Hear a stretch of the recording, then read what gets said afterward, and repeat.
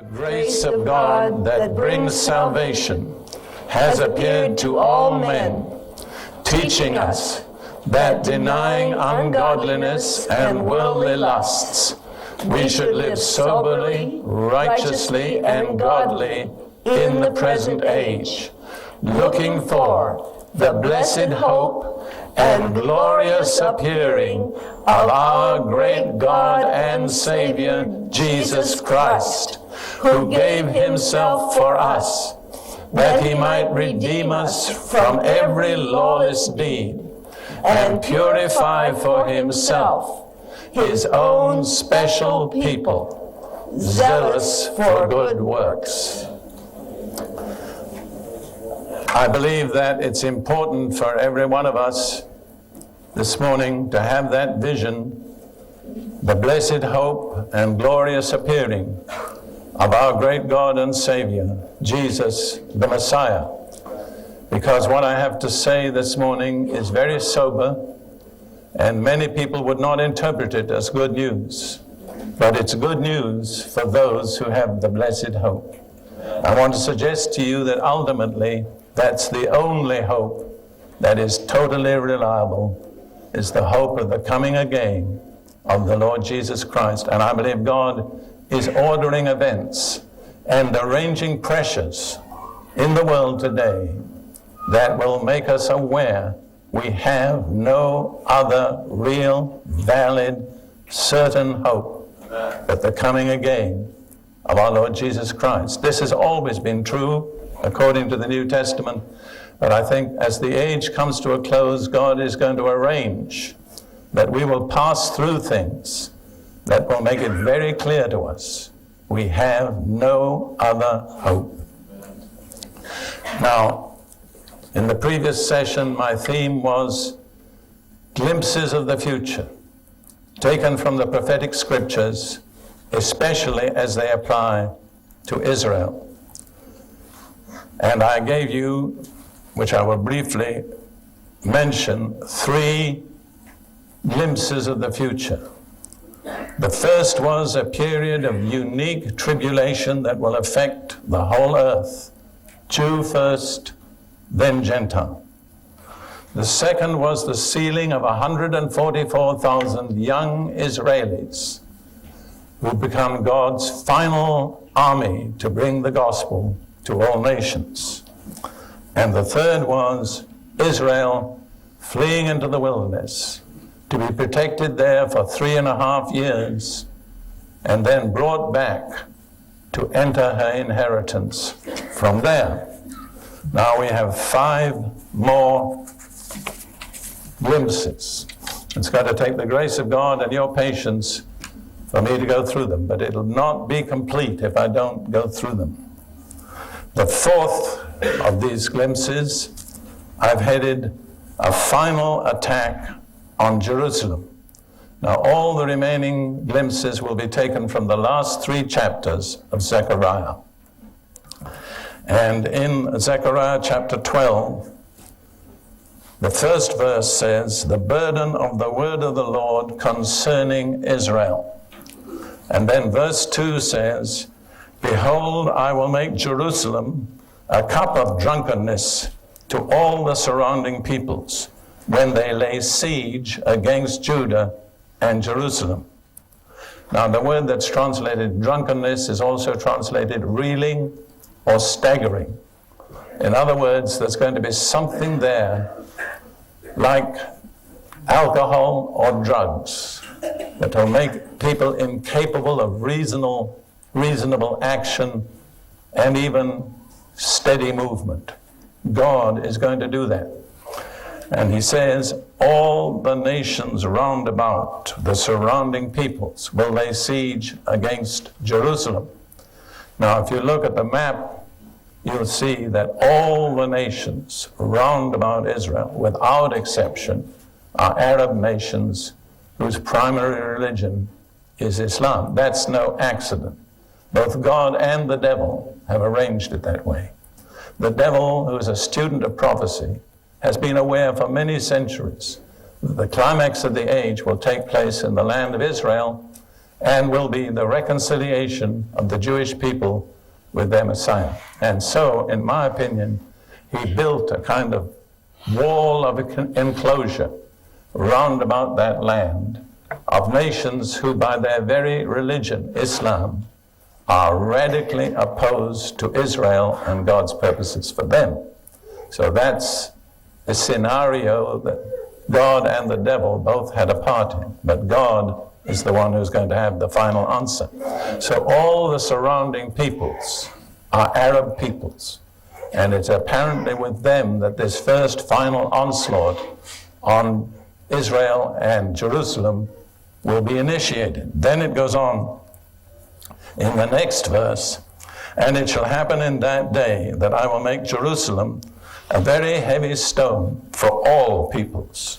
All who would heave it away will surely be cut in pieces, though all nations of the earth are gathered against it. Now this is a second stage. It goes beyond the surrounding Arab nations to all nations of the earth. And an obvious way for that to be fulfilled would be for the United Nations to take joint action against Israel. This is not difficult to foresee. In my book, The Last Word on the Middle East, which was published in 1982, and I have to say one thing, 10 or 11 years later, I don't need to change a single word in the book, because it's based on Scripture, which doesn't change.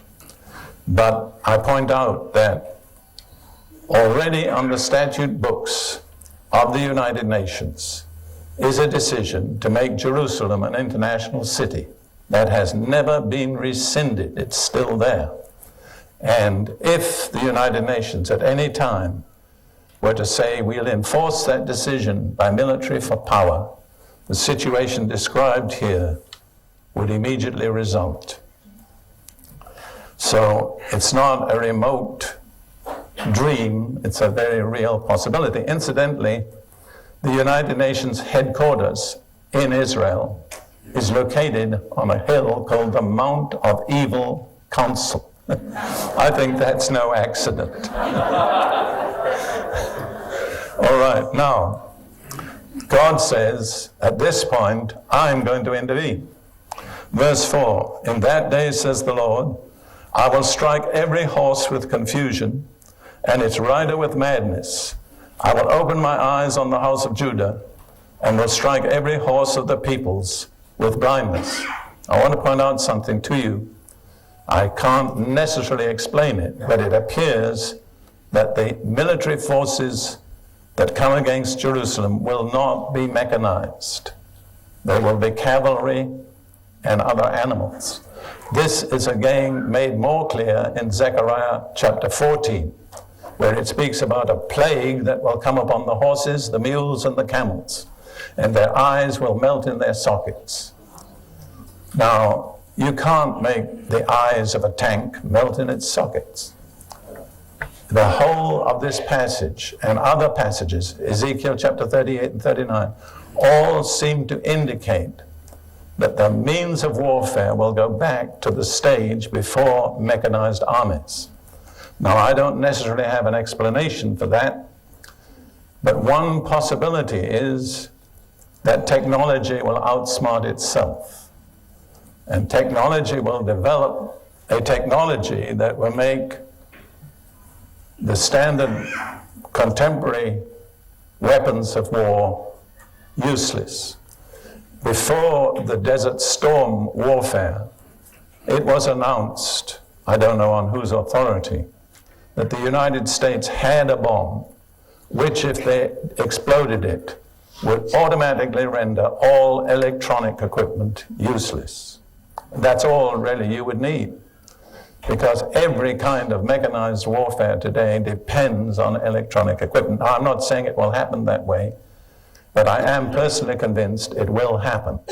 What will do it? I don't know. Another possibility is that the Antichrist, in order to maintain his power, will collect all modern weapons of war and keep them under his control, because It says in the 13th chapter of Revelation, the people say, who is able to make war against him?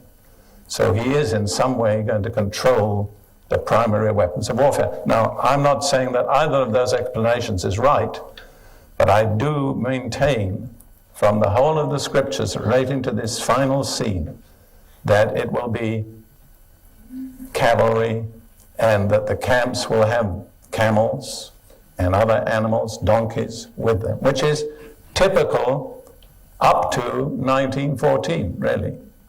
My uncle, my mother's brother, was part of a mechanized Indian cavalry unit, and he led a charge at El Afula when Allenby, thank you, when Allenby moved in and defeated the Turks, and he was wounded at El Afula, which is now Afula. So it's not far away that we have in our lobby in Fort Lauderdale a photograph of Allenby entering Jerusalem, and everybody is on horses, although Allenby entered on foot himself. So that's just something for you to think over, and if you want to pray about it. Now, in the following verses, Zechariah 12, 4 through 9, God says, at this point, I'm going to join the battle.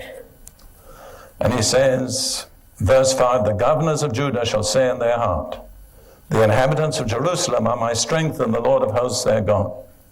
In that day, I, the Lord, will make the governors of Judah like a firepan in the woodpile, and like a fiery torch in the sheaves. They shall devour all the surrounding peoples. That's the Arabs. On the right hand and on the left. Now, in the Bible, right hand and left are taken from somebody entering the temple from the east. So the right hand is the north, the left hand is the south. But Jerusalem shall be inhabited again in her own place, Jerusalem. Then it says, the Lord will save the tents of Judah first, so that the glory of the house of David and the glory of the inhabitants of Jerusalem shall not become greater than that of Judah. That's the Jewish people not resident in Jerusalem. In that day, the Lord will defend the inhabitants of Jerusalem. The one who is feeble among them in that day shall be like David, and the house of David shall be like God, the angel of the Lord before them. It shall be in that day that I will seek to destroy all the nations that come against Jerusalem. Well, when God seeks to destroy, he accomplishes his purpose. So God says, I am going to intervene personally at this point in the battle. Now, I believe the climax is described in Zechariah chapter 14. But in the meanwhile, in the intervening